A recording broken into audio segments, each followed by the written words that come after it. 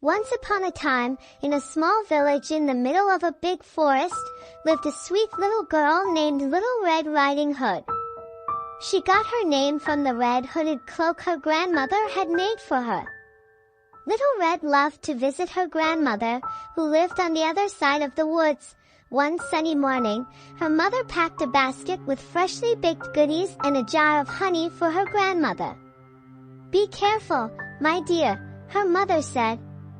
"Stay on the path and don't talk to strangers." Little Red promised to listen to her mother and set off on her journey with a skip in her step. She hummed a happy tune as she walked along the winding path through the magical forest. Little Red didn't know that a sneaky wolf was watching her from the shadows. The wolf wanted the delicious treats she was carrying and came up with a plan to trick her. "Good morning, Little Red Riding Hood," the wolf said, pretending to be friendly. "Where are you going with such a lovely basket?" "Oh, good morning, Mr. Wolf," Little Red replied politely. "I'm going to visit my grandmother. She's not feeling well, and I'm bringing her some goodies to make her feel better." The wolf's eyes sparkled with mischief. "That's very kind of you. But don't you think it would be nice to pick some flowers for your grandmother from the meadow over there? I'm sure she would love them." Little Red thought it was a good idea and went into the meadow to pick some flowers. The wolf quickly ran to her grandmother's cottage, hoping to get there before her. When he arrived at the cottage, the wolf found the grandmother resting in bed.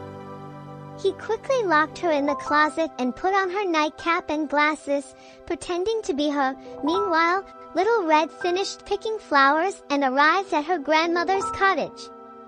Knocking on the door, she called out, "Grandma, it's me, Little Red Riding Hood. I've brought you some treats." The wolf replied in a disguised voice, "Come in, my dear." As Little Red entered the cottage, she noticed that her grandmother looked different. "Grandma, what big eyes you have," she said, feeling suspicious. "The better to see you with, my dear," the wolf replied, trying to sound like the grandmother. Little Red noticed other changes too. "Grandma, what big ears you have," she said. "The better to hear you with, my dear," the wolf replied, trying to hide his excitement. Finally, Little Red noticed the sharp teeth.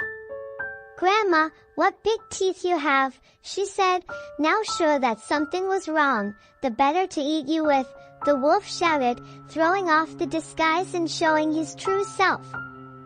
Terrified, Little Red ran to the door, but just as the wolf jumped towards her, a brave woodsman burst into the cottage. He had heard the noise and hurried to save Little Red and her grandmother. With a mighty swing of his axe, the woodsman scared the wolf away. Little Red and her grandmother were safe. From that day on, Little Red Riding Hood learned an important lesson about being careful and never talking to strangers. She thanks the brave woodsman for saving her and promised to be more careful in the future.